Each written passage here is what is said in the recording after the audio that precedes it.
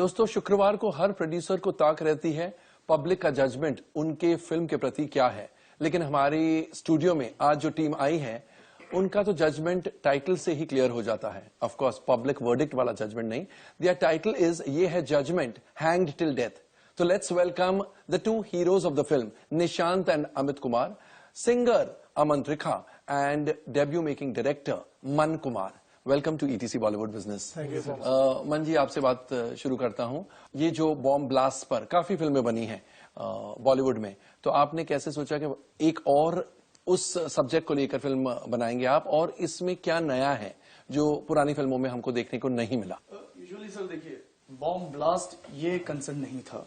Concern ये था जो अभी विचारधारा चल रही है हमारे यहाँ पर कि मुस्लिम्स आर नॉट सिक्योर, जो मुझे कहीं पर भी नहीं लगा। अच्छा, तो वो मुद्दा आपने रेज किया है। Exactly, तो बॉम्ब ब्लास्ट का तो है, लेकिन मुद्दा ये है कि मुसलमान जो गैर फील करते हैं, यहाँ पर वैसा बिल्कुल नहीं है। ये फिल्म आपको बताएगी कि हिंदुस्तान एक ऐसी जगह है जहाँ पर आप पूरी तरीके से सिक्योर हैं, और यहाँ का जजमेंट कभी ये नहीं सोचता कि आप हिंदू हो या आप मुसलमान हो। मजहब पे आपको जजमेंट नहीं प्रोनाउंस होते हुए दिखेगा एक्चुअली सर।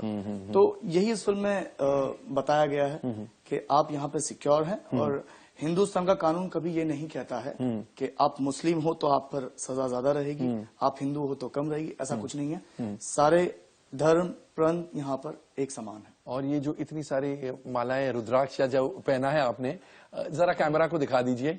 ये आप इसलिए क्योंकि आपकी फिल्म रिलीज पर है या जनरली आप पहनते हैं? सर, बहुत वक्त से सुना था कि अंधश्रद्धा होती है। हाँ। फिलहाल खुद विश्वास करने लग गया। Not even me. Film release होती तो सब अंधविश्वास विश्वास सब आ जाते हैं ना। एक्चुअली सर, बट ये जो है खाली मैं इकलौता बंदा नहीं, उसके अंदर हमारे lead actor Nishant Kumar, Amit as well, ये दोनों। अच्छा, सबने पहनी है? हाँ जी सर, अपने फिल्म के लिए हम लोग शिरडी गए थे मन्नत मांगने को, तो इस वजह से हमने। वो अच्छी बात है। तो डरे हुए हैं आप लोग कि एक्साइटेड है?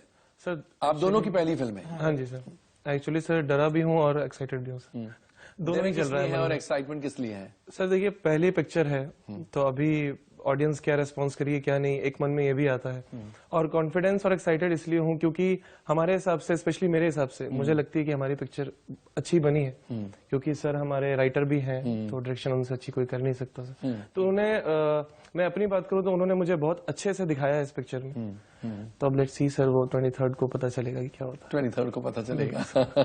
और आप भी वैसे ही नर्वस है और वैसे ही एक्साइटेड है? यस सर, मैं भी थोड़ा नर्वस, थोड़ा एक्साइटमेंट में हूँ, क्योंकि जैसे इन्होंने कहा कि हमारी फर्स्ट फिल्म है, तो थोड़ा तो इस बात का डर है कि फर्स्ट मूवी है, बट इस बात का कॉन्फिडेंट भी है कि हाँ चलो अच्छी मूवी बनी है, लोगों को पसंद आएगी। अच्छी थीम है उसमें, हमारे हिंदू और मुसलमान को हम लोगों ने एक दिखाया अपनी मूवी में। तो ये ऑल टुगेदर एक अच्छी मूवी बनी है। इसकी जो थीम है वो बहुत ही अच्छी बनी। मुझे ये बताएं कि न्यू कमर्स की फिल्म, पब्लिक को थोड़ी हिचकिचाहट रहती है कि न्यू कमर की फिल्म देखने जाएं नहीं जाएं, क्योंकि टिकट रेट्स तो सेम होते हैं। तो आपकी फिल्म के प्रति लोगों को आकर्षित करने के लिए आपके हिसाब से और क्या है? सर पहला तो ठीक है, हम सारे नए आर्टिस्ट हैं पिक्चर में, नो डाउट, बट हमारी पिक्चर जो है थोड़ी सी, हमारी जो स्टोरी है वो इंस्पायर्ड है याकूब मेमन से। अच्छा। जिनको लास्ट ईयर फांसी दी गई थी मुंबई बॉम्ब ब्लास्ट में। तो ये बायोपिक नहीं है किसी भी तरह से। तो सर ने जो राइटिंग किया है, तो कुछ चीजें उनके लाइफ की उठाई गई है, तो उसको डाला गया है पिक्चर में। तो आई थिंक उस चीज को भी देखने के लिए लोग आ सकते हैं कि आखिर क्या हुआ था। तो ये भी एक पॉइंट है सर हमारे फिल्म में। तो मतलब स्टोरी में वो बात है, आपके हिसाब से स्टोरी में जान है और कुछ ऐसा नया दिखाया है? हाँ, कुछ चीजें हैं सर, बिल्कुल। आप से वापस जानना चाहूंगा कि इस स्टोरी की आइडिया या फिल्म बनाने की आइडिया कहाँ से सूझी आपको? एज आई सेड, बीच में मैं तो ऑलरेडी राइटिंग में होने की वजह से कुछ भी नए नए कॉन्सेप्ट मिलता है तो पता नहीं खुराफती दिमाग है, लिखना चालू हो जाता हूँ। और ये अचानक कुछ बड़े बड़े सेलिब्रिटी हैं जिनके मुंह से ऐसी कुछ बातें आई। अच्छा। तो नाम नहीं लेना चाहूंगा। कुछ बातें ऐसी चली आई, तो वहां से एक कॉन्सेप्ट सडनली एक जहन में आया। अच्छा। Then I have started writing on it. फिर लोगों से मिला, उनसे डिस्कस किया। मेन लीड खाली फाइनल नहीं हो रहा था, बाकी सब काम बराबर से हो रहा था। सडनली एक मुलाकात हुई इनसे, और उस मुलाकात में आई एम सीन हिम, और मुझे एक ऐसा कलाकार चाहिए था जो आंखों से ज्यादा बात करे। सो कॉल्ड बजट वैसा था नहीं जो किसी बड़ों को पीच करने जाए। मेरी किरदार की डिमांड खाली थी कोई आंखों से बात करने वाला बंदा मिल जाए। And when he met suddenly, और किसी और काम से आए थे, और पैरेलल इन्हें पता था कि ऑडिशन भी है, आए और ऑडिशन हो रहा है सर। मैं बोला हाँ, और पता नहीं क्यों जब मिला तभी एक कनेक्टिविटी आप हो जाती है ना कुछ चीजों में। तो सडनली आई सेड कि आपने दे दिया? बोलते हैं बस दे ही रहा हूं सर। मतलब प्लीज दे दीजिए। व्हेन आई हैव सीन कि मुझे फर्स्ट ऑफ ऑल वो फील नहीं मिला कि he is doing a first film. फिर बातें हुई, डिस्कशन हुआ, फिर और सी निकली चीजें। बातें मुंह और जुबान से हुई कि आंखों आंखों में हुई? आंखों में बहुत ज्यादा हुई, आंखों से बहुत ज्यादा हुई एक्चुअली। अच्छा अच्छा। रोमांस वाली बात हो गई थी वो। नहीं, मेरा मतलब वो नहीं था। नहीं बट ना, बट एक सर जो बात होती है कि कलाकार अपनी आंखों से इमीडिएट कह जाता है कि I am the right person for you. तो जो और राइटिंग तब भी मेरी चल ही रही थी, और व्हेन आई मीट हिम तो कुछ डिस्कशन हुआ, फिर और कुछ तब्दीलियां मैं करते चला गया, और फिर बहुत आसान हुआ। बिकॉज लिखावट के वक्त ही जब आप किसी को जहन में रख लेते हो ना, आपकी लिखावट और आसान हो जाती है। ये मुझे पर्सनली लगता है, बिल्कुल। क्योंकि आपके जहन में वो कैरेक्टर आ जाता है कि ये प्ले करने वाला है। तो आप और समझ पाते हो कि ये डायलॉग ऐसे बोल पाएगा, फिर ये कर लें। And it did a fabulous job. उसमें बहुत आसानी हुई मुझे। न्यू कमर्स के साथ जब आपने फिल्म बनाने की सोची, कितना मुश्किल हो गया फंड्स रेज करने का? डिफिकल्ट तो था सर, काफी ज्यादा हुआ। जब शुरुआत की तब किसी और पैमाने से शुरुआत की हमने।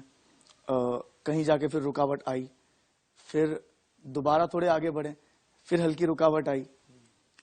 फिर मिस्टर प्रमोद शर्मा से मैं मिला, उन्हें सारी बात बताई। He was quite impress with the stuff. He said don't worry, go on, अच्छा मैं हूं तुम्हारे साथ। हाँ। और उन्होंने जो कॉन्फिडेंस दिखाया इस स्क्रिप्ट के साथ, इन चीजों के साथ, उन्हीं का बैनर है कामधेनु मूवीज। और फिर जब ये निकली फिर रुकी नहीं। हाँ, एक रोक लगा हमारे सेंसर ऑफिस को, उसके लिए प्रणाम, उन्होंने थोड़ा रोक लगाया। एंड उन्हें लगा कि ये फिल्म याकूब पर ही है। उन्हें लगा कि कंप्लीट बायोपिक है, और उन्होंने हमें रिफ्यूज कर दिया। फर्स्ट टाइम रिफ्यूज किया, हम दोबारा गए, फिर रिफ्यूज किया। हम यानी एग्जामिनिंग कमेटी और रिवाइजिंग कमेटी दोनों से रिफ्यूजल मिला? Yes sir. सीबीएफसी की? यप। यहाँ पर मैं हमारे दर्शकों को बता दूं, पहले फिल्म देखी जाती है, एग्जामिनिंग कमेटी देखती है, उसके बाद अगर एग्जामिनिंग कमेटी फिल्म के सर्टिफिकेशन को रिफ्यूज करती है तो फिर फिल्म वापस रिवाइजिंग कमेटी को दिखाई जाती है। तो यहाँ पर इनकी फिल्म दोनों कमिटीज ने रिजेक्ट कर दी। उसके बाद और हमारी प्रॉब्लम ये थी सर, जैसे हमने सुना था उड़ता पंजाब के बारे में, कि उन्हें एटलीस्ट बताया गया है कि इतने कट्स आप कीजिए तो आपको ए सर्टिफिकेट मिलेगा या what ever it is, but आप ये कीजिए। इसमें चुप्पी थी। हाँ, हमें कोई डिस्कशन ही नहीं किया जा रहा है कि आप क्या करें तो मिलेगा। अब हम अनजान वहां पे मेहनत किए जा रहे हैं। Again I called sir, Pramod ji को मैंने कॉल किया, सर ये प्रॉब्लम आ रही है। बोलते तुम क्या चाहते हो? मैं सोच रहा हूँ सर कुछ रीशूट कर लेते हैं हल्का फुल्का, और अपने हिसाब से कुछ काम वर्कआउट कर लेते हैं। बोलते जितना हो सके मन रीशूट मत करो, अपने हिसाब से तुम काम करो, रीशूट नहीं करना। मैंने कहा ठीक है सर। फिर क्या पता 10 मिनट मुझे फोन किया, जो करना है करो तुम्हारे हिसाब से, जो तुम्हें ठीक लगे। I said okay. फिर अपने हिसाब से कुछ मैंने एडिट किया, कुछ डिलीट किया, और दोबारा गए। Result was same, refuse. And पूरी तरीके से ब्लैंक होना पड़ता है, बिकॉज आप एक हद तक एक बार रिजेक्ट होते हो, दूसरी बार, तीसरी बार भी जब आप रिजेक्ट होते हो तो कहीं ना कहीं थोड़े से आप कॉन्फिडेंस आपका लैक हो जाता है कि भाई प्रॉब्लम क्या आ रही है, और कोई बोलने को तैयार नहीं हो रहा है कि प्रॉब्लम है क्या। और मतलब मेरी शेयरिंग कमिटी थी, निशांत, अमित, यही थे, कभी समटाइम्स अमन, कि भाई फोन, अरे भाई क्या हुआ? बोला भाई रिफ्यूज हो गया। तो एक आपस में हम लोग एक दूसरे को मोरल, नहीं सर हो जाएगा, अरे ब्रो हो जाएगा। आई कॉल सर, बोलते क्या कर रहा है बाबू, एक बार तू काम कर, तू जाके बात कर प्रहलाद जी से, अगर उनसे डिस्कस कर, वरना फिर हम क्रिमिनल कोर्ट जाएंगे, बट हम लड़ेंगे, हारना नहीं। तो आप सच्चाई से चेयरमैन से मिले फिर? या आई मेट हिम, एंड उन्होंने एक अच्छा फोर्स दिया पीछे से कि डोंट वरी, अगर आपका वैसा है तो आप दोबारा आरसी में डालिए। मतलब रिवाइज के बाद अगेन हमने आरसी में दिया, एंड वी गॉट सिलेक्ट। अच्छा, उसके बाद पास हो गई, रिवाइजिंग कमेटी द्वारा ही पास हुई। तो आपको फिल्म सर्टिफिकेशन एपेलेट ट्राइब्यूनल तक जाने की जरूरत नहीं पड़ी सर, नहीं पड़ी। ओके। तो तब तक आपको लगा ये है जजमेंट, हैंग टिल डेथ हो रहा है आपके साथ?